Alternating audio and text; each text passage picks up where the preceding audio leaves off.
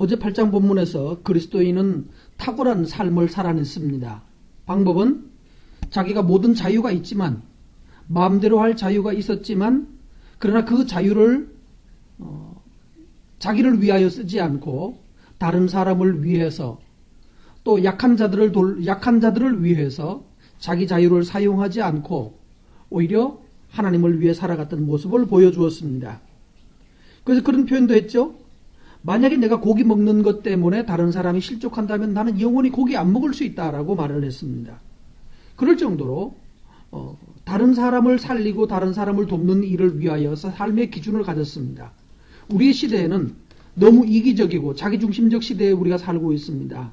이게 자유가 아니고 오히려 진정한 자유를 누릴 수 있는 더 좋은 기회를 빼앗기는 것입니다. 그리고 나서 오늘 본문 9장으로 가면 사도 바울이 또 새로운 주제를 말하는 것 같지만 또 연결되어 있습니다. 계속 자유라는 말, 권리라는 말이 계속 나오죠. 내가 그리스도인으로서 자유를 가지고 있대요. 나도 사도이래요. 나도 사도고, 요즘으로 말하면 목사라고 해야 될까요? 나도 전임 사역자이고, 그래서 당연히 나도 다른 사람처럼 사례비를 받고 생활할 수 있다. 또 5절 말씀해 보면 나도 베드로가 그러는 것처럼 아내를 데리고 다닐 수 있다. 그런 권리가 있다.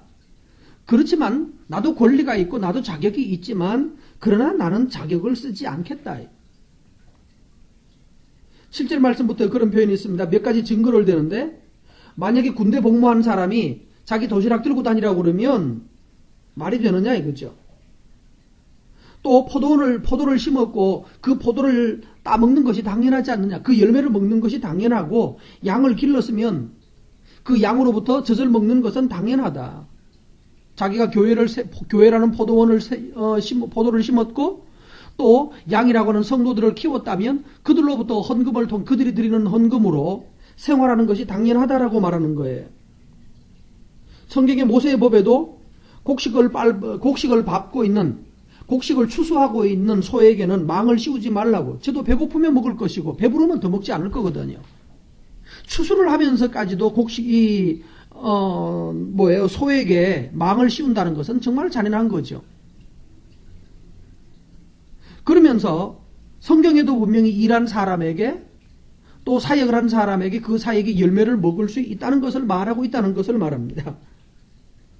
그런데 바울도 이런 동일한 권리를 가지고 있고, 또 바울도 동일하게 자기가 사역하는 것에서 또 교회에서 헌금을 받을 수 있지만 그러나 나는 받지 않겠다. 왜?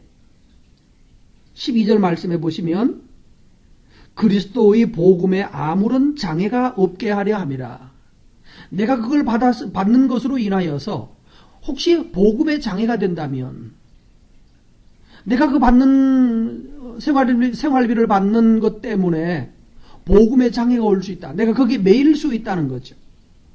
그래서 더 자유롭게 복음을 전하고 더 자유롭게 하기 위해서 오히려 내가 직접 일하면서 스스로 생활비를 벌어가면서 함으로 해서 오히려 더 자유롭게 복음을 전할 수 있게 되었던 것입니다.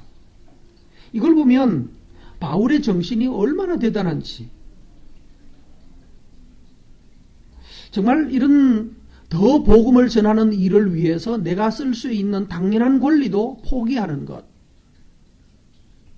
이것이 바로 참된 자유이고 참된 복음일 것입니다. 정말 복음을 위해서 살아가고 있는 사역자들, 목사님이나 또한 선교사들이나 이런 사람들 가운데 정말 어렵게 복음을 위해서 어렵게 살아가고 있는 사람들이 있지 않는지 살펴야 합니다. 반대로 세상에서 비난을 받을 만큼 부유하고 풍족하게 정말 왕처럼 사는 사람들도 있긴 있습니다. 그런 사람들이야 알아서 할 테고, 정말 복음을 위해서 바르게 노력하고 애쓰는데도 불구하고 그러다가 보니까 다른 사람들에게, 교인들에게 짐을 덜 지우기 위해서 스스로 어렵게 살아가는 사람들이 있는지를 살피고 그런 사역자들을 도울 수 있어야 할 것입니다. 선교사님들 같은 경우 더더욱 그러죠. 어떤 선교사들은 고국에 잘 들어오지도 않습니다.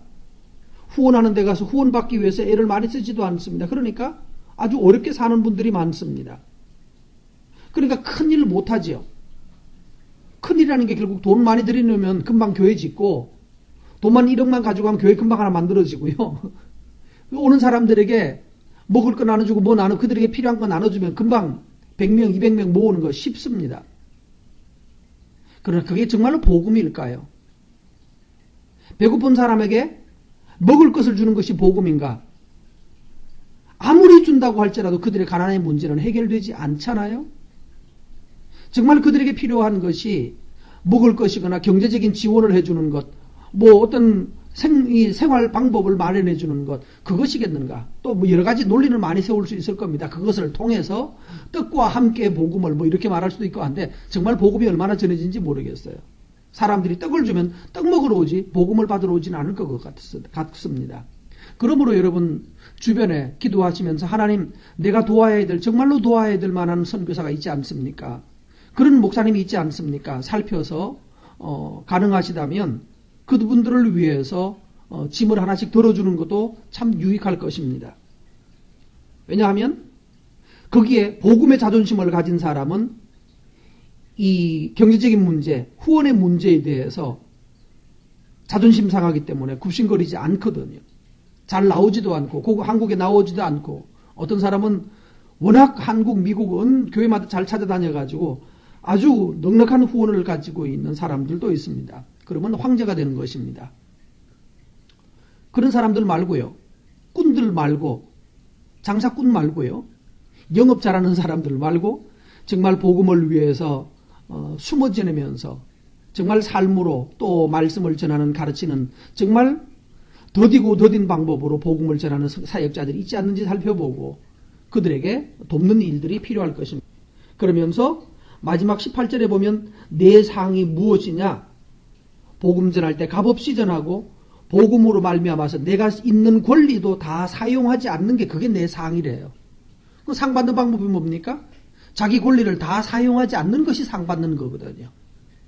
이런 사역자가 참 많이 필요한데 저 자신이 부끄럽고 또 이런 사역자가 제가 되지 못하고 있는 것이 부끄럽습니다만 또한 여러분 중에 이런 사역자가 있는지를 살펴보시고 그들을 적극적으로 돕고 또 짐을 덜어주는 일에 쓰임받게 되기를 바랍니다. 오늘도 승리하십시오.